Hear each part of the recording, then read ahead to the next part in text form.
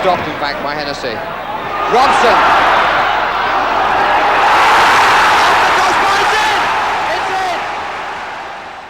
What the heck happened to Pop Robson? How does a man score more than 260 league goals, become a hero at Newcastle, become a hero at West Ham, become a hero at Sunderland, and still be forgotten by football? Pop Robson was one of the deadliest strikers of his generation. He helped Newcastle win European glory. He became one of West Ham's greatest goal scorers, and he rescued Sunderland when they needed him most. Yet football never rewarded him the way it rewarded others. No full England cap, no national fame, no place among the names people endlessly celebrate today. As Jimmy Greaves once said, Pop Robson was one of the finest strikers England never capped. And maybe that's where the injustice begins, because while lesser goal scorers became household names, Pop Robson kept scoring. While others collected the headlines, Pop Robson kept delivering. While football searched for its next superstar, one of its finest finishers was hiding in plain sight. So why did England ignore him? Why did football move on from him so quickly? And what really happened to the man many older supporters still consider one of the game's most underrated strikers? If you love football's forgotten legends, subscribe and join us, because Pop Robson's story deserves to be remembered. And it all started in the northeast of England.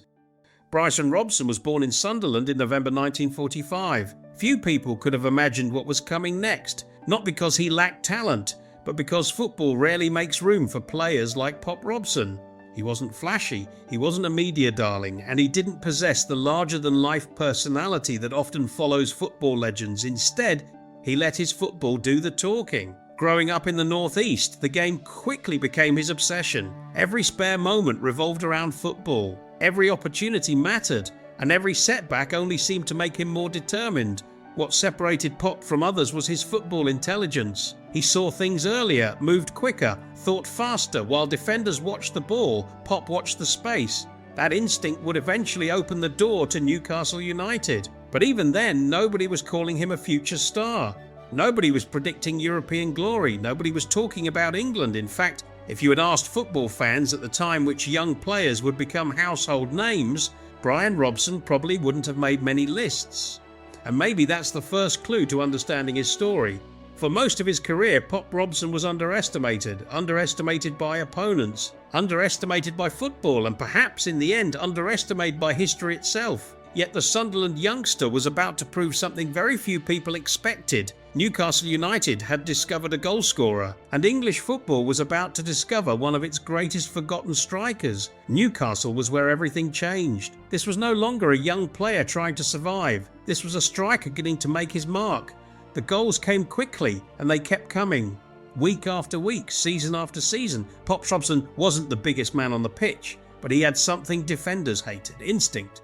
He seemed to know where the ball would land before anyone else. One loose touch, one rebound, one mistake, and Pop was there. Supporters loved him. Teammates trusted him, and Newcastle had found a goalscorer. Then came 1969, one of the greatest years in the club's history. Newcastle were chasing European glory, and Pop was right at the heart of it. While others grabbed the headlines, he kept doing what he did best: scoring goals, winning battles, delivering when it mattered most. By the end of the campaign, Newcastle had lifted the Intercities Fairs Cup, a historic achievement, and Pop had played a major role in making it happen. Most players would build a lasting legacy from moments like that. But somehow that never happened for him. The trophy was remembered, the club was remembered. Yet the man who helped win it slowly disappeared from the conversation. It was the first great injustice of Pop Robson's career. Because while football celebrated the achievement, it rarely celebrated him. Still, Pop carried on, the goals continued. The supporters remained loyal, and by the early 1970s he was closing in on 100 goals for Newcastle United. He had given the club some of the greatest moments of his career. But behind the scenes, cracks were beginning to appear, and soon Newcastle's European hero would find himself facing a painful decision. By the early 1970s, Pop Robson had become one of Newcastle's most important players. The goals were there, the performances were there, the supporters adored him. Yet something wasn't right. For all he had given Newcastle, Pop never seemed to receive the recognition many felt he deserved. Supporter accounts from the time speak of growing frustration, not with the fans, not with the city, but with the way football was changing behind the scenes. It was a painful situation, because Newcastle wasn't just another club, it had become home. This was where he had built his name, where he had won European glory, where he had scored nearly 100 goals. Yet football can be ruthless. Loyalty doesn't always matter, memories don't always matter, and eventually Pop found himself moving on. West Ham came calling. The deal made headlines, but for Pop it wasn't simply a transfer. It was the end of a chapter he never expected to close so soon. Many Newcastle supporters were disappointed to see him leave. Some never truly understood why it happened. Even today, opinions differ. But one thing is certain, Newcastle lost one of the most reliable goal scorers the club had seen. And Pop left carrying a feeling that would follow him throughout his career. A feeling that his contributions were often valued less than they should have been. The cruel irony, his greatest individual years were still ahead of him, and he was about to prove that Newcastle's European hero was far better than many people realised. If anyone believed Pop Robson's best days were behind him, they were about to be proven wrong. West Ham gave him a new opportunity. Pop gave them goals, lots of them. Almost immediately he became one of the club's most important players. Defenders knew exactly what was coming, yet stopping him was another matter. He wasn't flashy, he wasn't spectacular, he was simply effective, relentlessly effective every week. He found a way, a header, a rebound, a clever run, a finish from nowhere. Pop just kept scoring. Then came the season that should have changed everything. The 1972-73 campaign. 28 league goals. One of the best scoring records in England.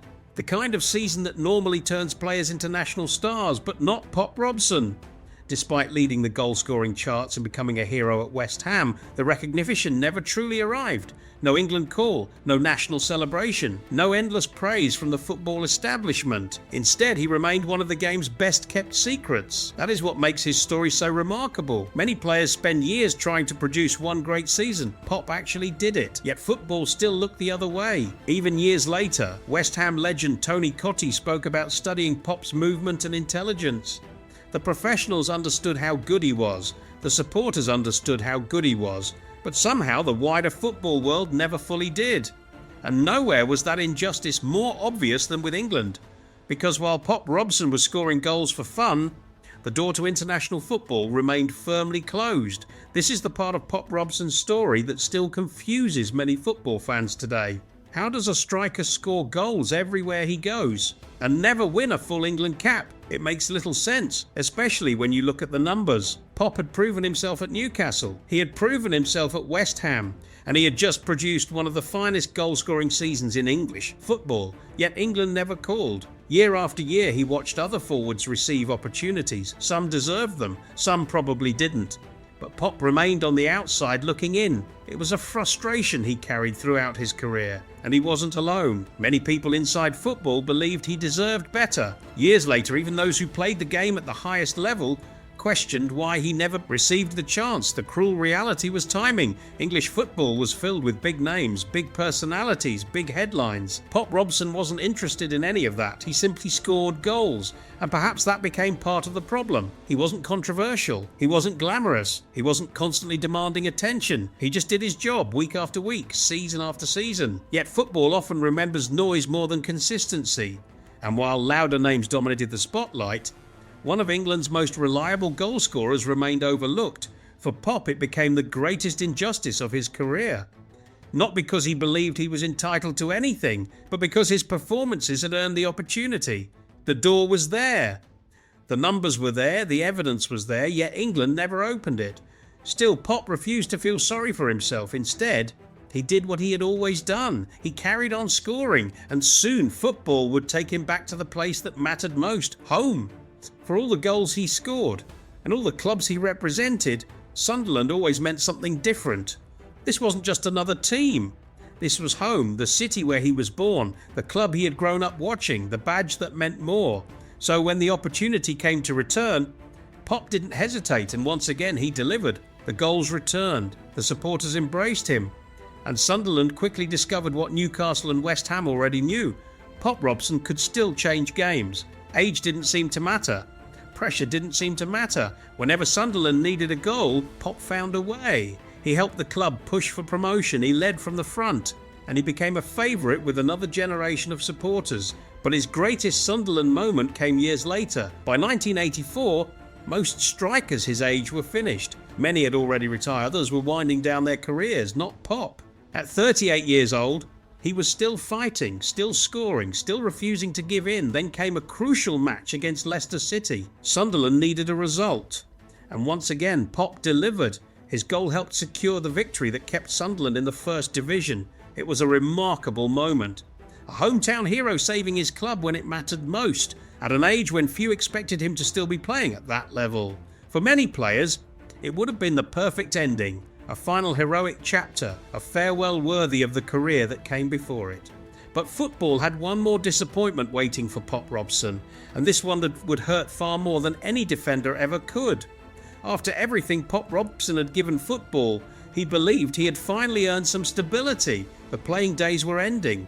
But Sunderland still wanted him around, or so he thought. According to reports from the time, Pop expected to remain at the club in a coaching role. Instead, the opportunity disappeared, and suddenly he found himself facing an uncertain future. The disappointment wasn't just professional, it was personal. For years, football had dictated where he lived, where his family lived, and where their future would be. Now, after decades in the game, there were no guarantees. Pop later admitted the situation left him disillusioned. For the first time, he seriously considered life away from football, and perhaps that was the hardest challenge of all. Not for the striker, not for the footballer, but for the husband, for the father. Throughout his journey, one person had always been by his side, his wife Maureen. An outstanding athlete in her own right, she had represented England in table tennis long before many supporters knew her name. Together, they built a family away from football. They raised 3 children, Louise, Stephen and Gemma, and eventually welcomed grandchildren too. While supporters remembered goals and trophies, Pop's priorities slowly changed. Football had been his life, now family came first. The crowds disappeared, the headlines faded, but the people closest to him remained, and that gave him something football never could: perspective. Unlike many former stars, Pop Robson never chased fame, he never chased television appearances, he never tried to become a celebrity. Instead, he quietly continued working in football through coaching and scouting before eventually stepping away from the game. Today, at 80 years old, he lives a far quieter life than many of the stars from his era, and perhaps that suits him perfectly. Because Pop Robson was never interested in attention, he was interested in football. That is why his story feels different. Many players became more famous, many became bigger headlines, but very few earned the respect he did in Newcastle, in West Ham, in Sunderland. Supporters still remember him, not because they were told to, not because history books demanded it, but because they watched him play. They saw the goals, the intelligence, the commitment, the professionalism, and they never forgot it. Perhaps that is Pop Robson's true legacy. Not fame, not celebrity, not headlines, respect, the kind that survives long after the final whistle. And while football may never have fully rewarded Pop Robson for everything he gave to the game, those who watched him play already know the truth. They were lucky enough to witness one of England's finest forgotten strikers, a man whose story deserves to be remembered, and a footballer whose legacy will live far longer than any headline ever could. Subscribe for more stories football history should never leave behind.